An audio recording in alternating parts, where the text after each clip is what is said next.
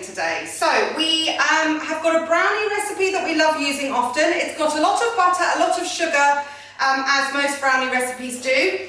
And so what we're doing is we're looking at a way to reduce some of the sugar, although we are adding a bit because we're going to stick Rolos in it. So instead of using chocolate chips, we've frozen Rolos, and we're going to pop some of those in to see what they're like.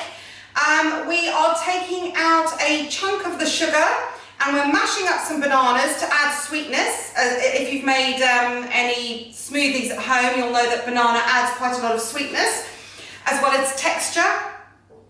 Tegan is going to crack 4 eggs into the bowl using the method we use at the Beacon so that we don't make a huge mess. And she's got a food waste bowl there. I've put the butter in the microwave, and I've done that just to soften it because if you are not using a hand mixer, it's just a lot easier. So Tiggs, if you carry on cracking those eggs, we've got these bananas here. Okay, I'm just mashing those up. I've got a bit of cocoa in there. It's gone from us measuring out our cocoa. Okay, so I'm mashing those up. And you want to make sure they're really smooth. Okay, like that. And then what we're going to do is we're going to add our sugar to our butter. We're going to mix that up. I'm then going to add in the banana, some vanilla, the eggs, and we're going to fold in the flour. I'll demonstrate that to you shortly.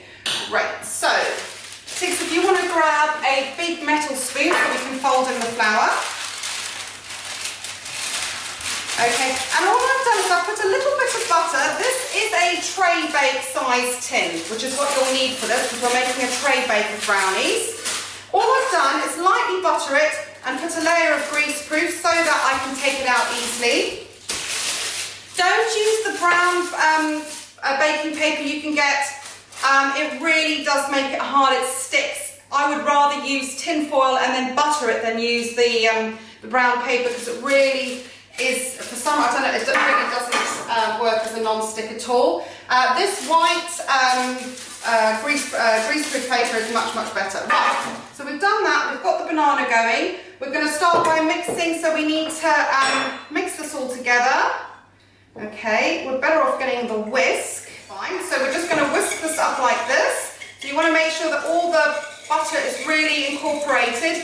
If you stick it in the microwave and it happens to totally melt, don't worry, that's fine. Okay, then we're going to add the sugar. Okay, now there still is quite a lot of sugar in this, but remember we're making a whole tray bake. So out of that you're going to get about at least 12 decent sized portions, or you can make them smaller if you want to. So it is going to be divided amongst quite a lot. So giving that a really good mix. Okay, now when I'm mixing this all up, I want it to get sort of light and fluffy like that. You don't need to have it at the creaming consistency in the same way that you do with a sponge or that sort of thing.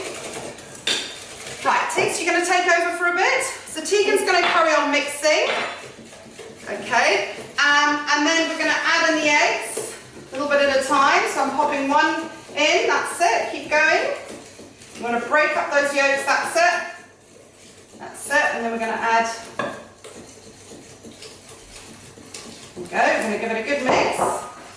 That's it, do you want me to take over for a bit? Okay, so when you're whisking, it might start looking like it's going to curdle a bit, but that's absolutely fine. Once you add the flour, that will rectify all of that.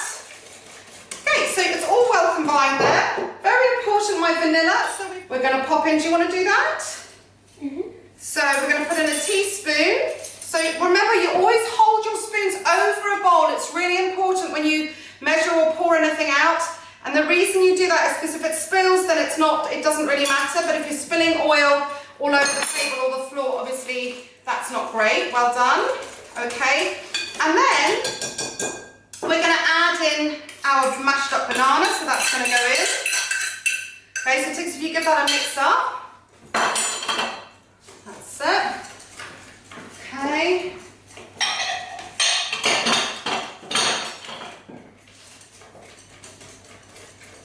Right, That's it. And then when we add in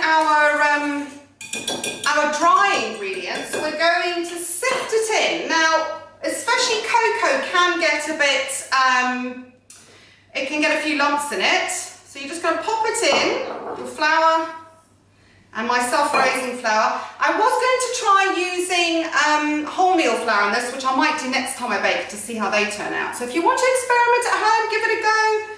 That's how new recipes are developed. So, whew, especially now that we've got all this time on our hands. Okay, so just using that spoon just to get rid of all those lumps. You can see there's quite a few lumps. Okay.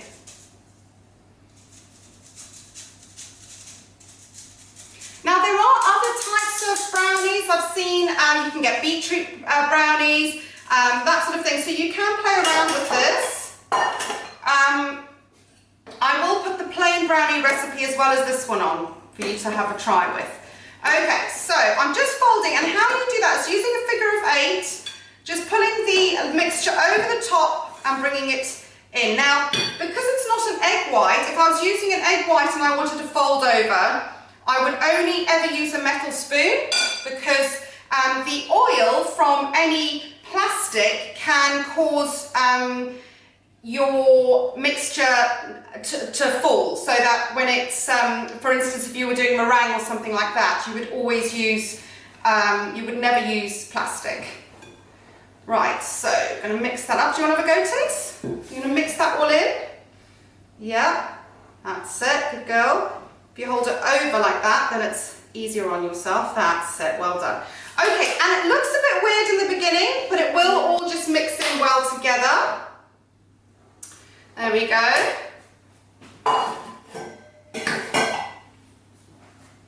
Okay, that's it, good girl. Right, now, because we've got banana in, it's not going to look 100% smooth. Okay, and at the end, I'm just now folding it like that and bringing it combined. Look at that, yum. Chocolate. Okay, so we're now going to pop it into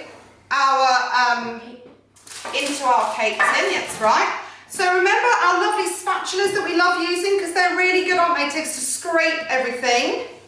And then make sure that you use up every single last bit of your mixture in your bowl, so you don't waste any. So just pop it in.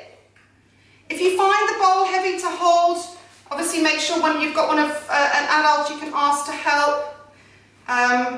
Remember, boys, whenever using the oven, you always use oven gloves. Stand to the side to let the heat out. All those normal rules that we have in cookery and nutrition. Okay, so now the fun part. So that on its own, you could just do that and bake as is, and obviously that would have less sugar. Obviously this is going to be in the treat outside the Eat Well guide, isn't it? This is a treat. This is certainly not in the Eat Well guide, even if it's got bananas in. Okay, that will just add a few micronutrients and also add some fibre, which weren't there originally. Okay, so I've just evened it out, flattened it out, and now what we're going to do is, you can use anything. If you want to be really, what's the word I'm looking for?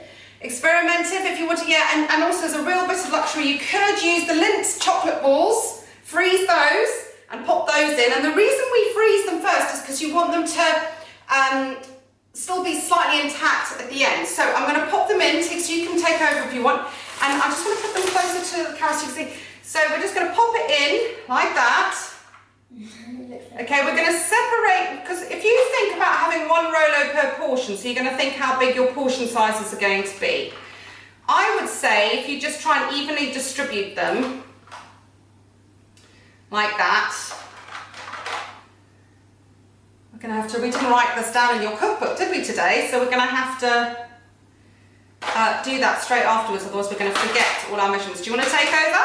Yep. Yeah, so try and keep another line like that, and you just keep going. So, that's it. That's our Rolo banana brownies. So we'll put them in the oven. I'm putting them at 170. Not entirely sure how long it's going to take because I don't want them to overcook because we want the Rolos to still be nice and chewy. So when we've baked them, we will obviously time them and I will get back to you on how long it's taken. So you'll have a normal brownie recipe, this brownie recipe for next week, as well as whatever else we're going to put on for you to try. Brilliant. We'll get back to you shortly. Right, so our Rolo chocolate brownie or banana brownie is cooked. It was in for 25 minutes at 170, so it was just set. So you can see the Rolos have just started melting. And what I'm going to do is I'm going to turn it out. Now you will need an adult to help you do this. I'm just going to literally hold, this is still a little bit warm, it's not hot obviously. I'm going to put my fingers on the top like that, I'm going to flip it over, pop it down, take that off, take that out like that. Okay, now you will probably have much smaller boards than this, hopefully. What I'm going to do is I'm going to pop that on and I'm going to go like that. Definitely get an adult to help you do that so you don't make a massive mess. Okay, and then what we're going to do is we're going to cut it in half. Now, this is obviously slightly softer than a brownie. It's not, hasn't got that crunchy top because of the banana. I'm going to shape, we've got a little bit of, this is cinnamon sugar with a bit of cocoa that's going to go on the top of ours. But obviously, you can shape just a bit of plain cocoa if you want. I just think it's a nice finish. And then we're going to divide ours, because it's very rich, I'm going to cut it down the middle first, in half, and then I'm going to do it in quarters like that. Okay, and in quarters again. Then I'm going to do it in half. And then you can do this into threes. It depends how much you want. It is rich, so I would say I would pop this down into threes. So this half's going to go into, there we go. And then I'm going to do exactly the same over here because they are very rich pieces. You can make them bigger if you want. Now these do freeze really well, so you can always, if you've obviously made a big tray and you want to freeze some, you can put it into a Tupperware with layers of greaseproof, and then you can freeze them. But they are lovely. So I haven't actually cut through one of the Rolos, but I'll cut through that one so you can see. I'm not sure if you can see that, but that looks yummy, doesn't it, Taste? Yeah. Okay, so then you can just pop them onto a plate to serve up, like that. Okay, so if you've got a nice, cake stand, you could pop them on a cake stand.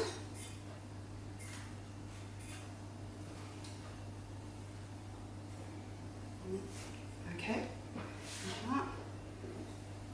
There we go. That's it. Well done, Tix.